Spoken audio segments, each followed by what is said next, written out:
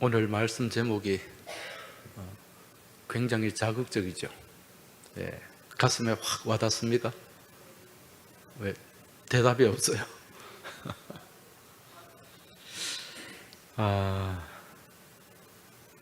우리가 오늘 읽은 말씀을 보면 이 바울과 실라, 바울과 실라가 이 베레아라고 하는 도시에 들어가서 그곳 사람들에게 하나님 말씀을 전하는 그 장면이 나오고 있습니다. 이 베레아라고 하는 곳은 지금의 그리스 땅, 그리스 북쪽에 있는 도시입니다. 넓은 평야가 있고 또 기금속 세공이 발달한 그러한 지역입니다. 본래 이 바울과 실라는 이제 이 2차 전도 여행을 떠나면서 이 터키 북단까지 가서 다시 저 위쪽으로 흑해 연안에 있는 가파도기아라고 하는 이 아시아 쪽을 향해 복음을 전할 생각을 갖고 있었어요. 유럽으로 건너갈 생각이 없었다는 거죠.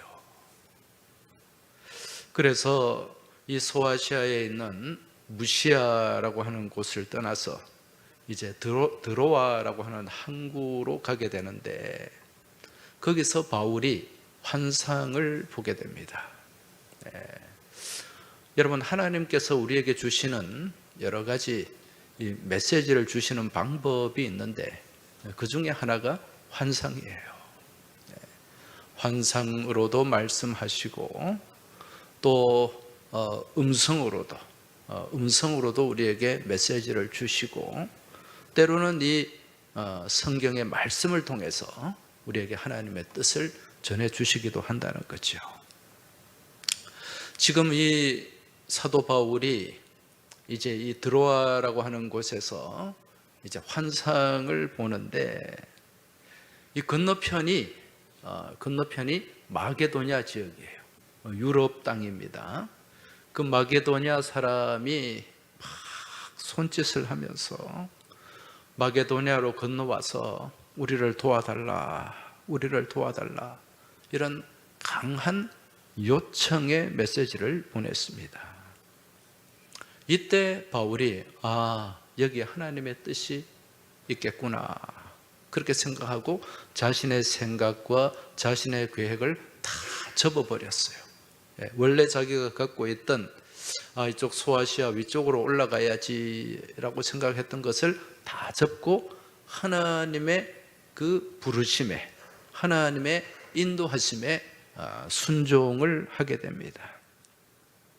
그래서 이 바울과 실라가 이제 배를 타고 건너간 곳이 유럽의 관문이라고 할 수 있는 빌립보라고 하는 이곳으로 이제 가게 됩니다.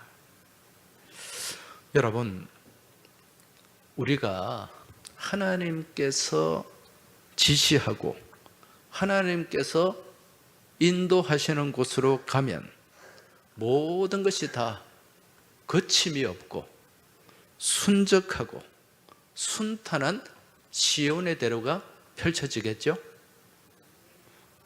왜 그런 믿음이 없어요? 여러분, 하나님이 인도하시는 방향으로 가면 시온의 대로가 펼쳐져야죠. 모든 것이 다 순적해야죠. 그런데 현실은 그렇다, 그렇지 않다? 그렇지가 않다. 지금 바울과 실라가 하나님께서 지시한 대로 순종하고 순복하며 갔어요. 그런데 거기에 기다리고 있는 것이 무엇이었습니까? 이들을 맞이하는 그 어떤 환영하는, 환대하는 그러한 모습이 아니라 고난과 역경, 그것도 엄청난 고난과 역경이 기다리고 있었습니다. 지금 이들이 이제 빌립보로 들어갔어요. 빌립보로 갔더니 거기에 귀신에게 들려가지고 점을 치는 용한 무당이 있었어요. 이 귀신에게 들려가지고 이제 점을 치는데 이 뭐 점괘가 촥촥촥촥 풀리면서 막 다 맞추기도 하고 막 하여튼 용해요. 예. 여러분, 귀신에게 능력이 있을까요? 없을까요? 능력이 있습니까? 없습니까? 예, 귀신에게 능력이 있습니다. 약간의 능력이 있어요. 예. 그래서 사람의 힘으로는 귀신을 이길 수가 없는 거예요. 그런데 그 귀신이 누구를 만나면 꼼짝을 못합니까? 하나님과 함께하는 사람, 예수님과 함께하는 사람을 만나게 되면 꼼짝을 못해요. 우리 주님 앞에서는 꼼짝을 못한다는 거죠. 지금 이 빌립보에서 귀신에게 들려가지고 이 점을 치던 이 무당이 바울 일행을 보고서 이렇게 말을 합니다. 이 사람들은 지극히 높은 하나님의 종으로서 구원의 길을 너희에게 전하는 자라. 이 바울과 실라를 보고 이 사람들은 지극히 높으신 하나님의 종이다. 그리고 구원의 길을 전하는 사람들이다. 이렇게 막 외치는 거예요. 여러분, 귀신들은 정말 귀신같이 알아봅니다. 귀신같이 알아봐요. 이 무당이 굿을 하잖아요. 여러분, 무당도 두 종류가 있는 거 아시죠? 무슨 무당이 있습니까? 신내림을 받는, 그 귀신을 받는 거예요. 강신 무당이 있습니다. 강신 무당. 예. 그리고 또 어떤 무당이 있어요? 학습 무당이 있어요. 학습 무당. 강신 무당은 신내림을 받는 거고, 학습 무당은 배워서 공부해가지고 그렇게 하는 거예요. 여러분, 만약에 능력이 있다면 어떤 무당의 능력이 있을까요? 강신 무당의 능력이 있어요. 학습 무당은 작두 못 타요. 강신 무당이라야 시퍼런 작두도 탈 수 있다는 거죠. 그런데 이런 강신 무당이 막 접신을 해가지고 막 굿을 하잖아요. 근데 거기에 정말 기도를 열심히 하는 어떤 영적인 그런 그리스도인이 거기에 가면 이게 굿이 잘 안 돼요. 방해를 받습니다. 그러면 이 무당이, 진짜 용한 무당은 뭐라고 얘기하느냐? 여기 예수 믿는 예수쟁이 있지? 빨리 나가! 그렇게 한다고요. 알아챕니다. 이건 내가 뭐가 잘못되고 있다. 이걸 알아챈다는 거예요. 실제로 몸이 아프고 또 너무 힘들 상황에 놓여져 가지고 무당한테 찾아가 가지고 비싼 굿을 한 사람이 있어요. 이 굿도 보니까 이게 뭐 몇 백만 원짜리가 있고 몇 천만 원짜리가 있더라고요. 그렇게 비싼 굿을 했는데 이게 아무 소용이 없는 거예요. 병도 안 낫고. 그때 이 무당이 뭐라고 얘기했는가? 내 능력으로는 안 됩니다. 내 능력으로는 안 됩니다. 당신은 보니까 교회로 가야 될 것 같아요. 교회로 가야 될 것 같아요. 그래서 무당이 전도를 합니다. 우리 교회 집사님 중에 그런 분이 있어요. 몇십 년 전에 20, 30대 때 굉장히 힘들었어요. 그래가지고 굿도 여러 번 했답니다. 그래도 안 되니까 그 무당이 당신은 교회로 가서 그 교회에 나와가지고 교회에서 치유되고 또 그렇게 지금 신앙생활을 잘 하고 있습니다. 여러분, 이러한 귀신에게도 약간의 능력이 있는데 문제는 그러한 능력이 하나님 앞에서는 아무짝에도 쓸모없는 무용지물이 되고 만다는 거예요. 그래서 이 무당은, 이 바울과 실라를 만난 이 무당은 이 바울과 실라가 있으니까 이게 점도 안 풀리고 안 되는 거예요. 그러면서 막 따라다니면서 그렇게 괴롭게 했어요. 괴롭혔습니다. 그때 바울이 이 무당을 향해서, 이 귀신 들린 여종을 향해서 뭐라고 얘기합니까? 예수 그리스도 이름으로 명하노니 이 악한 귀신아 나오너라. 예수님의 이름으로 축기를 하게 됩니다. 예수 이름으로 명령하니까 그 귀신이 거기서 나왔어요.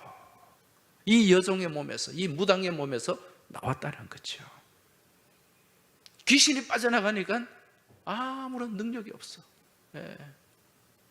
지금까지 이 귀신 들린 여종을 고용해가지고 아주 짭짤하게 수입을 올렸던 주인이 열을 받은 거예요. 이게 장사가 안 되니까 엄청나게 열을 받고 이 바울과 실라를 관청에다가 고발을 하게 됩니다. 그 고발할 때 죄목이 뭐냐? 이 이상한 자들이 와가지고 이상한 풍속을 전한다. 우리 빌립보 성을 너무 혼란스럽게 만든다. 그러면서 고발을 했다는 거죠. 그러니까 이 주인의 말을 들은 또 무리들이 와가지고요, 이 바울과 실라에게 막 매질을 합니다. 어디서 굴러 들어온 돌이 여러분 이 텃세라는 게 있잖아요, 그죠? 그러면서 매질을 하고 옷을 다 찢어버리고, 그리고 막 끌고 갔어요. 끌고 어디로 갔습니까? 감옥으로. 고발하면서 어디서 이 굴러 들어온 돌이 우리를 이렇게 시끄럽게 하느냐, 그러면서 감옥에 집어넣었어요. 그게 바로 바울과 실라가 갇혔던 빌립보 감옥이었습니다. 여러분, 이 정도 되면은 바울과 실라의 마음에 어떤 마음이 들겠어요? 여러분 같으면 어떤 마음이 들겠습니까? 내가 가고 싶어서 이쪽으로 왔습니까? 빌립보로 왔으면 나는 저쪽으로 아시아로, 갑바도기아로 가려고 했는데 왜 나를, 지금 잘하고 있는 저를 이쪽으로 인도해가지고 이쪽으로 이끌어가지고 왜 이런 죽을 고생을 하고 지금 감옥에서 죽게 만듭니까? 도대체 이게 뭡니까? 그런 생각이 들겠어요? 안 들겠어요? 들 수 있겠죠, 그렇죠? 원망이 생길 수가 있어요. 나는 전혀 오고 싶지도 않고 생각도 없었는데 하나님이 이쪽으로 가라고 하셨으면 책임져야지. 그냥 사람 죽도록 두들겨 맞고, 이 감옥에 갇혀가지고 오늘 죽을지 내일 죽을지 모르는 그런 상황. 여러분, 이 상황에서 바울과 실라가 어떻게 행동을 했습니까? 어떤 모습을 보여주고 있습니까? 한마디도 원망하지 않아요. 불평하지 않아요. 오히려 그 감옥 안에서 뭘 하고 있습니까? 찬송을 하고 있었다는 거예요. 찬송. 하나님을 찬양했다는 거예요. 여러분, 이러한 믿음 안에 하나님의 능력이 나타나게 되는 줄 믿으시기 바랍니다. 이러한 믿음이 현실을 뒤집는 거예요. 그 감옥 바닥에서 착고에 매여가지고 포승에 묶여가지고 하나님을 찬송했단 말입니다. 하나님이 그 중심을 보시고 그 믿음을 보시고 그 감옥에 역사하셨어요. 막 옥터가 흔들리는 거예요. 큰 지진이 나서 이 감옥이 흔들리고, 그리고 감옥의 문이 열렸어요. 그리고 바울과 실라를 묶고 있던 그 포승이, 그 착고가 다 풀렸어요. 간수가 깜짝 놀랐습니다. 무슨 이런 해괴한 일이 있는가 놀래가지고, 감옥의 죄수들도 놀랐어요.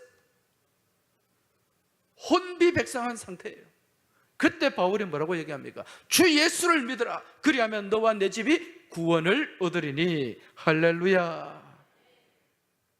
그 상황에서 복음을 전한 거예요. 그 간수가 믿었다 그러잖아요. 그 간수가 믿고 세례를 받았어요. 그 세례를 통해서 이 빌립보에 교회가 시작이 됩니다. 자주장사 루디아라고 하는 그 여주인의 집에서 이제 교회가 시작이 되었다는 거죠. 여러분, 우리가 하나님 말씀에 순종하고 순복하며 나아갈 때 그 순간부터 모든 것이 만사 형통이 시작이 되고 시온의 대로가 펼쳐지는 게 아니에요. 오히려 예수 믿음으로 인해서 더 큰 어려움이 시작될 수도 있습니다. 그런데 우리 하나님은 어떤 하나님이시죠? 하나님은 어떤 분이에요? 하나님은 역전의 하나님이신 줄 믿으시기 바랍니다. 시작보다 끝을 더 아름답게 만들어 가시는 분이심을 믿으시기 바랍니다. 지금까지 우리가 119 블레싱데이를 통해서 이 교회에 새로 등록하신 분들이 여러분들이 계십니다. 이제 이분들 마음에 이 교회에 나가면은 뭐가 좀 좋아지고 또 더 나아지고 뭐 이런 것도 좀 기대하고 뭐 그런데 별로 뭐 나가나 안 나가나 뭐 옛날이나 지금이나 비슷한 것 같고 또 이 교회 나가려고 하니까 오히려 또 마음이 찌부둥한 게 몸도 찌부둥하고 뭐 자꾸 뭐 집안에 뭐 우환이 생기는 것 같기도 하고 여러분 그런 마음이 들 때가 있어요. 간혹 등록해서 교회 나오셨던 분들 중에 자기가 넘어지고 자빠져는 않고 아이고 내가 교회 다니니까 넘어져가지고 막 그렇게 생각한다니까요. 여러분 그런데 마음을 휘둘리지 마시기 바랍니다. 우리가 좋은 보약을 먹어요. 이 오래된 좋은 막 산삼, 그 귀한 산삼 이런 걸 먹으면은 몸에 어떤 반응이 일어나죠? 안 먹어봐서 모르겠어요. 좋은 보약을 먹고 오래된 산삼 이런 거 먹으면은 몸에 명현 반응이 일어나죠. 명현 반응. 이걸 호전 반응이라고 합니다. 그렇죠? 그럼 평소 없던 열도 나고요. 몸살도 나고 설사도 하고 그래요. 이게 몸에 나쁜 독소가 빠져나가는 과정이라고 합니다. 이처럼 평소 예수를 안 믿던 사람이 교회에 나와서 신앙생활을 시작하면 영적인 명현 반응이 일어나게 되는 거예요. 왜냐하면 그동안에 나를 사로잡고 있던 이 마귀가 안 놓치려고 발악을 해요. 장난을 친다는 거예요. 그런데 우리 하나님은 어떤 분이시라고요? 궁극적으로 이기게 하시는 분인 줄 깨달으시기 바랍니다. 역전의 하나님이심을 깨달으시기 바랍니다. 결국은 그 과정을 통해서 나를 더 복되게 하시고 더 아름답게 만들어 가시는 거예요. 그래서 믿음 생활을 하면서 이런 과정들을 잘 이겨내야 돼요. 이 영적인 깨달음이 있어야 되고요. 영적인 그런 시선이 있고 촉각이 있어야 돼요. 자, 그런 의미에서 우리 옆에 계신 분들에게 좀 격려해 주시기 바랍니다. 오늘 교회 참 잘 나오셨습니다. 항상 서로 격려하고 인사할 때는 진심으로 하라 그랬죠. 얼굴에 막 가식을 가지고 앞뒤에 옆에 좀 서로 친하게 인사해봐요. 오늘 교회 참 잘 나오셨습니다. 네, 하나님 말씀 안에서 승리하시기 바랍니다. 항서교회는 부산에서 최고로 좋은 교회입니다. 할렐루야. 내가 속한 교회 제 최고로 좋은 교회라는 그런 마음이 영적 자긍심이 있어야 돼요. 할렐루야. 믿습니까? 네. 자, 지금 이제 이 바울과 실라가 이 빌립보에서 이렇게 고초를 당합니다. 이렇게 고초와 고난을 당하다가 이제 여기를 떠나게 돼요. 그래서 어디로 가는가? 이 빌립보에서 한 150km 정도 떨어진 데살로니가라는 곳으로 가게 됩니다. 이 데살로니가는 이 마게도니아 지역의 수도예요. 큰 성읍입니다. 이제 이쪽으로 옮겨가 가지고 새 안식일 동안, 그 새 안식일 3주간 21일 동안 이제 하나님의 말씀을 전하게 되는데 거기서 또 헬라인들이 예수를 믿게 되었다. 그렇게 말씀합니다. 그러니까요, 또 거기에 살고 있던 이 유대인들이 불량배들을 동원해 가지고 막 이 바울과 실라를 잡아 죽이려고, 거기서 이 바울과 실라에게 음식도 대접하고 잠자리도 제공했던 야손이라는 사람이 있었어요. 그 집에 쳐들어가 가지고 내놓으라고 막 행패를 부리고 집기를 부수고 그렇게 난리법석을 부렸어요. 네. 그리고 야손도 그렇게 붙잡아 가버립니다. 그러니까 야손이 이제 자기 돈으로 보석금을 내고 그 사건을 마무리하게 됩니다. 여러분, 바울이 이렇게 가는 곳마다 치열한 영적 다툼이 있었고 영적 전쟁들이 있었어요. 이게 이제 이 복음에 맞서는 이 마귀의 어떤 그런 저항이라고 할 수가 있는 거죠. 그런데 이상할이 많지 이런 영적 다툼과 영적 전쟁이 없이 하나님 말씀이 순적하게 전해진 곳이 있어요. 거기가 어딜까요? 오늘 우리가 읽은 베레아라고 하는 곳입니다. 베레아. 이 베레아는 데살로니가에서 한 80km 정도 떨어진 곳에 있는 도시예요. 뭐 그렇게 큰 도시는 아니고 그 지역에 평야가 있고 또 금은 세공을 하는 이런 산업이 또 발달한 그러한 도시였습니다. 바울과 실라가 이곳 베레아에 들어가 가지고 하나님 말씀을 전했는데 이 베레아 사람들은 좀 많이 달랐어요. 남다른 모습이 있었다는 거예요. 오늘 말씀 11절 한번 보시기 바랍니다. 베레아에 있는 사람들은 데살로니가에 있는 사람들보다 더 너그러워서 간절한 마음으로 말씀을 받고 이것이 그러한가 하여 날마다 성경을 상고함으로. 할렐루야. 베레아에 있는 사람들은 어디에 있는 사람들보다? 데살로니가에 있는 사람들보다 더 너그럽다고 말씀하고 있습니다. 이 더 너그럽다, 옛날 개역 성경 번역에는 더 신사적이어서 그렇게 번역을 하고 있습니다. 이 너그럽다, 신사적이다, 이 말은 헬라어로 유게네스라는 말이에요. 유게네스. 이 말은 부드러운 마음이라는 거예요.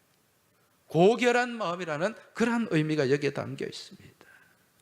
그래서 이 베레아 사람들은 데살로니가 사람들보다 더 신사적이더라, 더 너그럽더라, 부드러운 마음을 가지고 있더라는 거죠. 무슨 얘기인가? 영적 토양이 좋더라는 거예요. 영적 토양이. 여러분, 사람은 어떤 존재죠? 육적인 존재입니까? 영적인 존재입니까? 영적인 존재예요. 그래서 사람이 모여 사는 곳에는 영적 분위기라는 게 있어요. 이걸 다른 말로 하면 영적 토양이라고 하는데, 그 각 사람의 영적 토양이 다 달라요. 네. 그리고 그 사람들이 있는 가정의 영적 토양도 다릅니다. 동네도 다르고요, 심지어는 나라도 달라요. 네. 이러한 영적 토양은 교회도 차이가 있습니다. 네.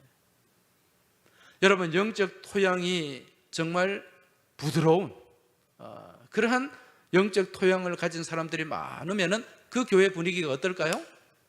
부드러운 교회가 되겠죠. 평안한 교회가 되겠죠. 은혜로 감싸주는 교회가 되겠죠. 근데 이 영적 토양이 강팍하고 거칠고 막 그런 어떤 사람들이 모여있는 교회, 여러분 딱 들어가자마자 삭막함이 느껴집니다. 진짜예요. 저도 가끔 이렇게 외부에 뭐 헌신예배나 또 집회를 이렇게 가보면은 교회마다 그 영적 토양이 느껴져요. 예. 말씀을 받는 자세가 달라요. 어떤 교회는요, 말씀을 전하면 그 말씀이 술술 풀리고 그냥 막 이식이 되는 느낌이 들어요. 마치 제비 새끼처럼 아멘 하면 그 말씀을 받는 그 모습이 보인다니까요. 근데 어떤 교회는 가보면 튕겨오는 느낌이 들어요. 말씀이 튕겨. 그러면 그 말씀 전하는 그 시간이 얼마나 힘든지 몰라요. 등에 막, 등골에 막 땀이 흐르고요. 그런 때가 있습니다. 그럼 우리 교회는 어떤 교회일까요? 영적 토양이 좋은 교회일까요? 영적 토양이 거칠고 삭막한 교회일까요? 어떤 교회라고요? 예, 옆에 계신 분들에게 좀 가르쳐 주세요. 우리 교회는 영적 토양이 좋은 교회입니다. 또 안 한다 봐라. 다시 한번. 우리 교회는 영적 토양이 좋은 교회입니다. 할렐루야. 네. 제 말이 아니라 오시는 목사님들이 그래 얘기를 해요. 항서교회 헌신 예배 오고 이래 말씀을 전하면 말씀이 막 흘러간다는 거예요. 말씀을 받는 자세가 다른 교회하고 다르대요. 오는 강사님들마다 그래요. 이게 뭐가 좋은 것이다?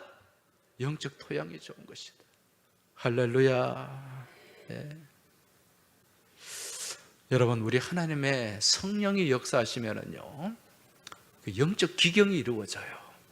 네. 그리고 우리 심령 가운데 있는 잡초가 뽑히게 되는 줄 믿으시기 바랍니다. 그러면 굳은 마음이 어떤 마음이 된다? 부드러운 마음이 돼요. 에스겔 36장 26절 27절에 보면 새 영을 너희에게 두고 새 마음을 너희에게 주되 너희의 육신에서 굳은 마음을 제하고 부드러운 마음을 줄 것이며. 할렐루야. 우리 성령님께서 역사하실 때, 우리와 함께 하실 때 우리 마음에 있는 강팍하고 거칠고 단단하게 굳은 그 길가와 같은 마음들이 다 기경이 된다는 거예요. 무엇으로? 성령의 쟁기로, 복음의 쟁기로 그렇게 갈아엎게 되는 거죠. 그러면서 토양이 부드러워지게 되는 거예요. 여러분, 내 심령의 영적 토양이 부드러워지면 내 가정의 토양이 부드러워지게 되는 줄 믿으시기 바랍니다.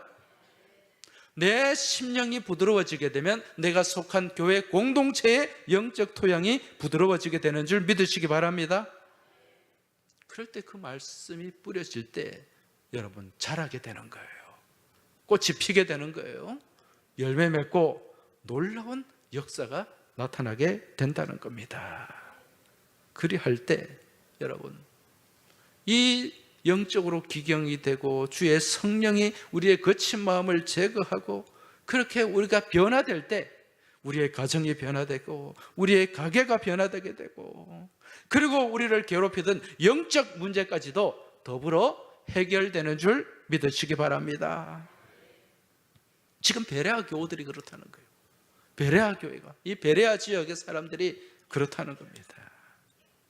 자, 그럼 어떻게 해서 이들이 이처럼 부드러운 그런 너그러운 믿음의 사람들이 되었는가? 그것은 바로 그들의 믿음의 자세에 있었어요. 어떤 자세였습니까? 오늘 말씀 11절을 다시 보니까 베레아에 있는 사람들은 데살로니가에 있는 사람들보다 더 너그러워서 간절한 마음으로 말씀을 받고. 할렐루야. 어떤 마음으로? 간절한 마음으로. 간절한 마음. 오늘 이 자리에 예배하는 여러분들의 마음 간절함이 있습니까? 간절한 마음으로 말씀을 받고 있습니까? 하나님의 은혜인 줄로 믿습니다. 네. 간절한 마음으로 말씀을 받았어요. 그리고 이것이 그러한가 하여 날마다 성경을 상고했다. 여러분, 이 간절한 마음이라는 것은요, 이 헬라어로 파세스 프로티미아스라는 말이에요. 파세스 프로티미아스. 이 말의 뜻이 뭔가? 열심이 있다는 거예요. 열정이 있다는 거예요. 여러분, 열심과 열정의 공통점이 뭡니까? 열심과 열정의 공통점, 뜨겁다는 거지. 열자가 무슨 열자라 그랬어요? 뜨거울 열자라 그랬어요. 뜨거울 열. 뜨거운 마음, 뜨거운 열망, 뜨거운 소망. 이게 열심이고 열망입니다. 우리의 믿음이 살아있는 믿음이 되려면 무엇이 있어야 된다? 뜨거움이 있어야 돼요. 이 뜨거움이 간절함이에요. 간절함. 여러분, 살아있는 동물은 몸에 무엇을 가지고 있습니까? 체온을 가지고 있어요. 열을 가지고 있다는 거예요. 우리도 지금 36.5도라는 열을 가지고 있잖아요. 예. 닭은 한 40도 정도 체온을 갖고 있대요. 예. 40도 정도면 뜨겁습니다, 여러분. 36.5도도 뜨거워요. 그런데 이 체온이 언제 식어버립니까? 죽으면은, 생명이 없으면은 이 열이, 뜨거움이 사라지게 된다는 거예요. 여러분, 교회 공동체도, 살아있는 공동체는 무엇을 가지고 있다? 뜨거움을 가지고 있는 거예요. 뜨겁게 기도하고 뜨겁게 찬송하고 뜨겁게 예배하는 그 교회가 바로 살아있는 교회인 줄 믿으시기 바랍니다. 가슴에 손을 한번 얹어보세요. 네, 진단, 자가 진단. 지금 내게 뜨거움이 있습니까? 뜨거움이 있습니까? 예, 그럼 살아있는 거예요. 그런데 우리의 육신의 뜨거움보다 더 중요한 게 뭐다? 영적인 뜨거움이다. 이게 나를 살게 하는 거예요. 그리고 이 베레아의 이 백성들은 상고했다. 이것이 그런가 하여 날마다 성경을 상고했다. 상고하다는 말은요, 깊이 파고들다는 뜻이에요. 깊이 파고든다. 이 아나크리노라는 말인데, 깊이 파고든다. 깊이 묵상하고 그 말씀을 붙잡고 씨름하는 삶. 이게 무슨 삶이다? 상고하는 삶이다. 아나크리노라는 거예요. 그 결과 이 베레아 교회를 통해서 믿는 사람들이 더욱더 많아지게 되었고, 헬라의 많은 귀부인들과 남자들이, 이 남자들이 예수 믿는 게 참 힘들어요. 이들이 복음을 영접하고 복음이 확장되는 놀라운 생명의 역사, 복음의 역사가 나타나게 되었다는 것입니다. 할렐루야. 여러분, 복음의 능력을 믿으십니까? 복음의 권세를 믿으십니까? 그럼 덮어놓고 믿지 말고 복음을 펼쳐놓는 믿음의 삶이 되시길 주의 이름으로 축원합니다. 못하고 믿지 마라? 덮어놓고 믿지 마라. 가끔 사람들 중에는 덮어놓고 믿으라 그래요. 제가 중학교 때, 이 사춘기 때, 그때 뭐가 좀 궁금한 게 많더라고요. 우리 교회학교 중고등부 선생님한테 이 분반 공부할 때 이것저것 좀 물었더니 맞았어요. 자기가 모르면 모른다고 하지. 그 뭐라고 얘기한 줄 알아요? 야, 임마 그냥 덮어놓고 믿어라. 근데 그게 아직도 기억이 나요. 덮어놓고 믿어라. 여러분, 덮어놓고 믿으면 됩니까? 안 됩니까? 안 됩니다. 중세 가톨릭을 암흑의 시대라고 했어요. 암흑의 시대. 이 암흑의 시대는요, 이 성도들에게, 교인들에게 덮어놓고 믿을 것을 강요한 시대예요.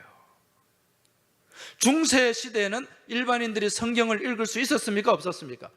읽을 수가 없었어요. 왜? 성경이 번역이 안 되어 있으니까. 그때 당시에 성경은 다 고전 라틴어 성경인데 라틴어로 읽을 수 있는 사람은 얼마 안 됐어요. 그러니까 성경도 모르고 그냥 덮어놓고 그렇게 믿었던 거예요. 그러니까 이 교회 안에 온갖 미신들이, 우상들이 가득 채워지게 된 것입니다. 그런데 개혁교회는 어떤 교회예요? 개혁교회는 종교개혁을 통해서 마르틴 루터가 가장 먼저 했던 것이 무엇입니까? 성경을 번역하는 거예요. 성경을 덮어놓고 믿는 것이 아니라 열어놓고 펼쳐놓고 믿기 위해서라는 거예요. 여러분, 우리가 제대로 된 믿음의 삶을 살려면은 우리 삶 가운데 무엇이 펼쳐져야 된다? 말씀이 펼쳐져야 돼요. 말씀이 열려야 됩니다. 말씀을 보는 그 마음이 열려야 되고, 말씀을 향한 우리의 시선이 열려야 되는 줄 믿으시기 바랍니다. 그래서 우리는 덮어놓고 믿으면 안 돼요. 주일날 성경책 들고, 요즘은 성경책도 안 들고 오는 분들도 있대. 그것도 예배당에 와가지고 성경책 펼쳐놓고, 또 같이 찾자 그러면 또 찾지도 못해. 그런 분이 간혹 있다는 거예요. 저기 대티 터널 그러지 말라 그러대. 저기 구덕 터널로. 제가 하도 대티 터널 그러니까 대티 터널 넘어 사는 분들이, 아니 목사님 왜 자꾸 대티 터널 얘기하세요? 내가 바꾸겠다 그랬죠. 영주 터널이나 저쪽 구덕 터널로. 여러분 집에 가서 성경 읽습니까? 말씀 읽으세요? 집에 가서 덮어놓지 마시기 바랍니다. 매일매일 우리 밥 안 먹으면 죽잖아요. 육신의 양식 그래 잘 챙겨 먹으면서 한 끼 먹으면 큰일 날 것처럼 막 그렇게 생각하면서, 영의 양식은 그냥 덮어놓고 일주일 내내 막 쫄쫄 굶다가 그렇게 교회 오면 능력이 없어요. 간절함이 있어야 됩니다. 열심히 있어야 됩니다. 열망이 있어야 됩니다. 지금 이 예배 시간에 또 말씀을 받는 그 간절함이 있어야 되고, 주중에도 여러분 이 하나님 말씀을 내가 읽고 묵상하고 이 말씀 붙잡고 씨름하는 그러한 간절함, 상고하는 모습, 이게 아나크리노, 상고하는 거예요. 그렇게 할 때 여러분 우리가 제대로 된 믿음의 삶을 살아내고, 그 믿음 안에서 우리가 승리하게 되는 줄 믿으시기 바랍니다. 그리고 그 말씀에 우리가 순종하고 순복할 수가 있는 것이고, 그 순종과 순복하는 가운데 우리 하나님이 더 아름다운 것으로, 우리를 더 복된 것으로 이끌어 주시고, 또 우리 삶 가운데 귀한 영적인 선물을 우리에게 허락해 주실 줄로 믿습니다.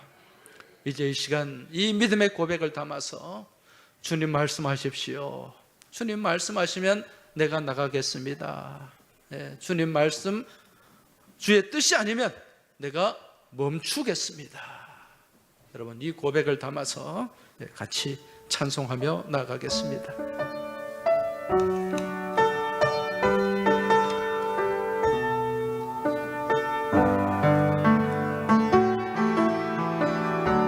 주님 말씀하시면, 주님 말씀하시면 내가 나아가리다. 주님 뜻이 아니면 내가 멈춰서리다. 나의 가고 서는 것 주님 뜻에 있으니, 오 주님 나를 이끄소서. 주님 말씀하시면, 주님 말씀하시면 내가 나아가리다. 주님 뜻이 아니면 내가 멈춰서리다. 나의 가고 서는 곳 주님 뜻에 있으니, 오 주님 나를 이끄소서. 뜻하신 그곳에 나 있기 원합니다. 이끄시는 대로 순종하며 살리니, 연약한 내 영혼 통하여 일하소서. 주님 나라와 그 뜻을 위하여 뜻하신 그곳에 나 있기 원합니다. 이끄시는 대로 순종하며 살리니, 연약한 내 영혼 통하여 일하소서. 주님 나라와 그 뜻을 위하여.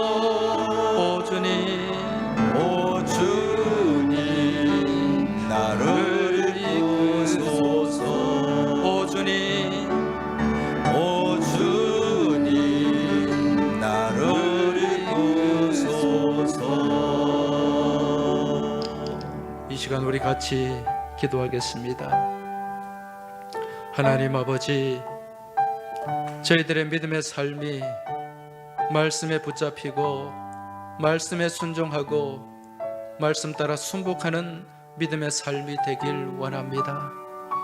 저희의 생각대로, 저희의 고집대로 그렇게 나가는 것이 아니라 철저하게 말씀을 붙잡고 그 말씀 앞에 엎드리며 말씀에 순종하는 믿음의 삶을 살아가겠습니다. 덮어놓고 믿는 것이 아니라 펼쳐놓고 믿겠습니다. 열어놓고 믿겠습니다. 이 고백을 담아서 우리 같이 기도하며 나아가길 원합니다. 그리하여 날마다 하나님 말씀을 간절하게 사모하고 날마다 그 말씀 붙잡고 씨름하며 상고하는 믿음의 삶을 살아가기를 소망합니다. 이 고백을 담아서 이 시간 우리 주여 한번 외치고 통성으로 합심하여 기도드리겠습니다. 주여! 아버지 하나님 감사합니다. 오늘 이 시간 저희들 주님의 전으로 불러주시고 오늘 이 시간 귀하고 복된 하나님의 말씀을 듣게 하여 주시고 이 말씀 붙잡고 저희가 나아가게 하심에 감사를 드립니다. 아버지 하나님, 저희가 하나님 말씀에 순종하는 삶이 되게 하여 주옵소서. 그 말씀 붙잡고 그 말씀 앞에 엎드리며 말씀 앞에 순복하는 저희의 믿음의 삶이 되게 하여 주시옵소서.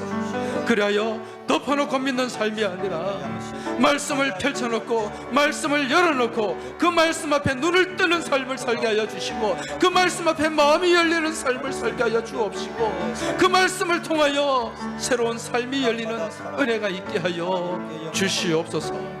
아버지 하나님, 하나님께서 함께하여 주심으로 말미암아 저희가 말씀을 향한 간절함을 품기 원합니다. 말씀을 향한 열심을 갖기 원합니다. 말씀을 향한 열망을 소유하길 원합니다. 그래야 이 말씀 붙잡고 날마다 말씀 앞에서 엎드리고 말씀과 더불어 씨름하며 그 말씀을 살아내는 저희 모두가 되게 하여 주옵시고 이번 한 주간도 이 말씀 안에서 승리하는 저희 모두가 되게 하여 주시옵소서. 하나님 아버지, 오늘도 귀한 말씀 주심에 감사합니다. 이 말씀을 붙잡게 하여 주시고 이 말씀 앞에 엎드리게 하여 주시고 이 말씀에 순복하며 살아가는 믿음을 주심에 감사를 드립니다. 아버지 하나님, 이제 이 말씀 앞에서 저희들이 마음이 열리길 원합니다. 마음이 말씀 앞에서 펼쳐지길 원합니다.